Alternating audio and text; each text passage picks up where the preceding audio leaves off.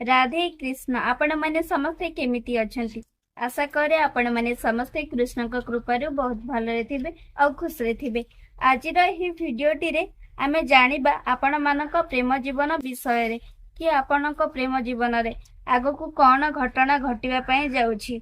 आपण जो व्यक्ति को भल पाती सी आपण को भल पाती तो जदि आपण माने सिंगल अछंती ताहले आपण जीवन रे क्यों भली व्यक्ति आसीबा पई जाउछंती।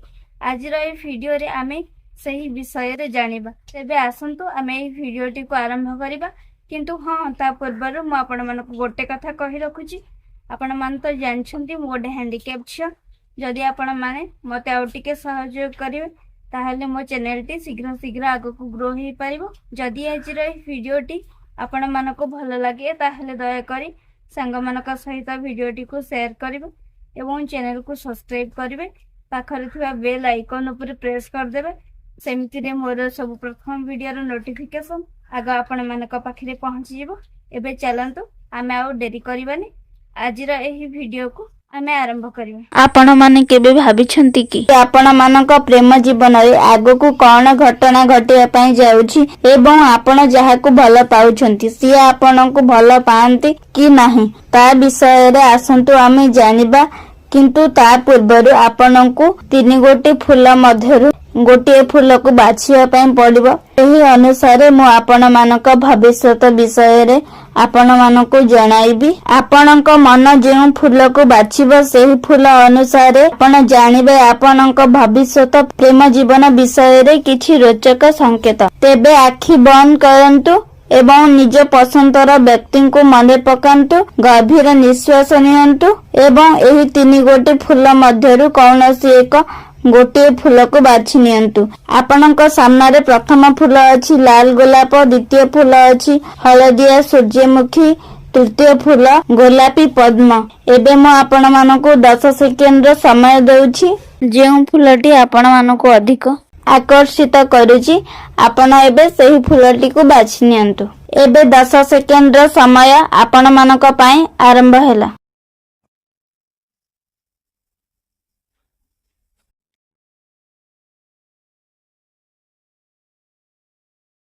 10 सेकेंड रो समय एबे सरी जायछि।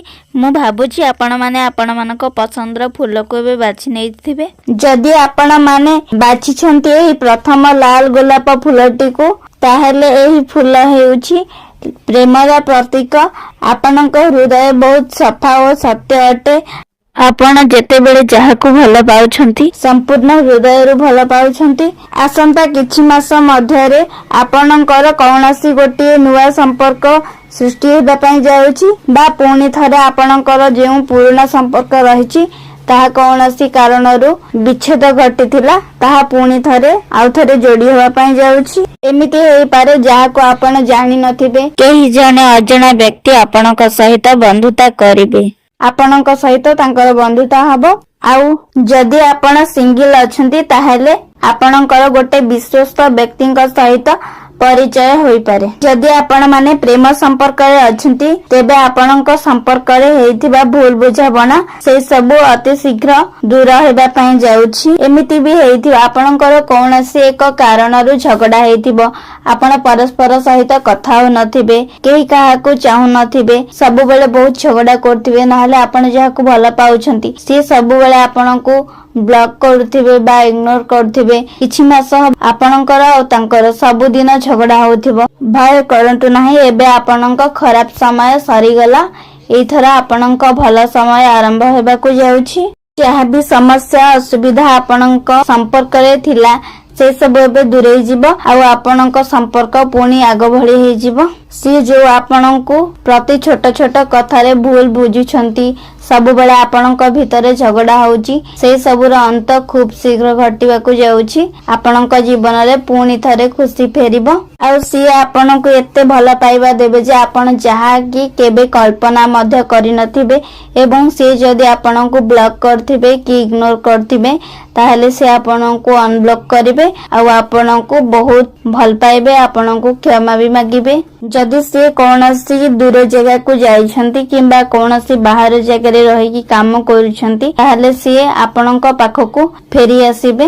ଆପଣଙ୍କ ଜୀବନରେ ପୁଣି ଥରେ ଖୁସି ଫେରି ଆସିବ। ବାସ୍ ଆପଣ ଟିକେ ଧୈର୍ଯ୍ୟ ଧରନ୍ତୁ।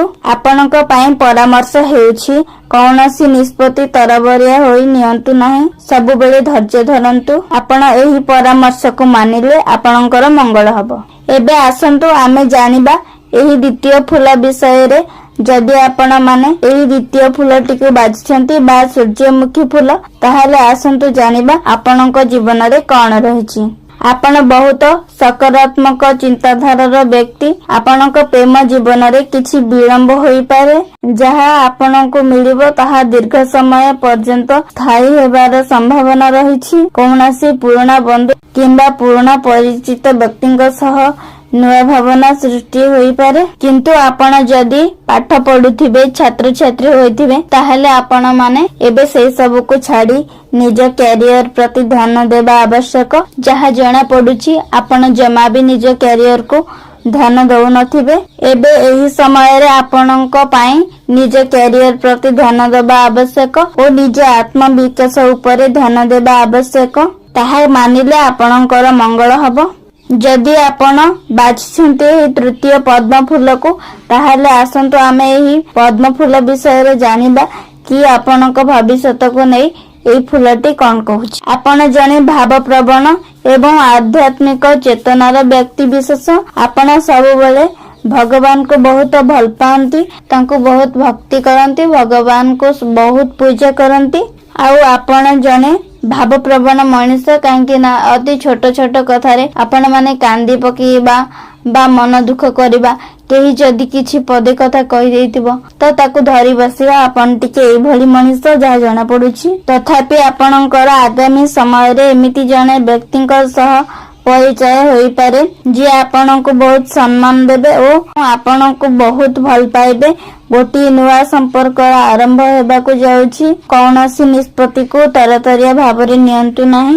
କୌଣସି ଏକ ସମ୍ପର୍କ ଯୋଡ଼ିବା ପୂର୍ବରୁ ବାରମ୍ବାର ଭାବନ୍ତୁ। ପରସ୍ପରକୁ ଜାଣିବା ଆବଶ୍ୟକ। ଆପଣ ଯେଉଁ ଫୁଲକୁ ବାଛିଥିଲେ ସେହି ଫୁଲ ବିଷୟରେ ଆପଣ ମାନେ କମେଣ୍ଟ ବକ୍ସରେ ନିଶ୍ଚୟ ଲେଖନ୍ତୁ। ଲାଲ ଗୋଲାପ ହେଉ କିମ୍ବା ସୂର୍ଯ୍ୟମୁଖୀ ଫୁଲ ହେଉ କିମ୍ବା ପଦ୍ମ ଫୁଲ ହେଉ। ଯଦି ଆଜିର ଏହି ଭିଡିଓଟି ଆପଣ ମାନଙ୍କୁ ଭଲ ଲାଗିଲା ତେବେ ଆପଣ ଭିଡିଓକୁ ଲାଇକ୍ କରନ୍ତୁ ଏବଂ ଚ୍ୟାନେଲକୁ ସବସ୍କ୍ରାଇବ କରନ୍ତୁ। ପାଖରେ ଥିବା ବେଲ୍ ଆଇକନ ଉପରେ ପ୍ରେସ୍ କରିଦିଅନ୍ତୁ। ସେମିତିରେ ମୋର ସବୁ ପ୍ରଥମ ଭିଡିଓର ନୋଟିଫିକେସନ ଆଗ ଆପଣ ମାନଙ୍କ ପାଖରେ ପହଞ୍ଚିଯିବ, ଯାହା ଫଳରେ ଆପଣ ମାନେ ଏମିତି ବହୁତ ସାରା ନୂଆ ନୂଆ ଭିଡିଓ ସବୁ ଦେଖିପାରିବେ। ଦେଖାହବ ଆପଣ ମାନଙ୍କ ସହିତ ପୁଣି ଗୋଟେ ନୂଆ ଭିଡିଓରେ। ସେତେ ପର୍ଯ୍ୟନ୍ତ ମତେ ବିଦାୟ ଦିଅନ୍ତୁ। ରହୁଛି। ଧନ୍ୟବାଦ। ଜୟ ଜଗନ୍ନାଥ।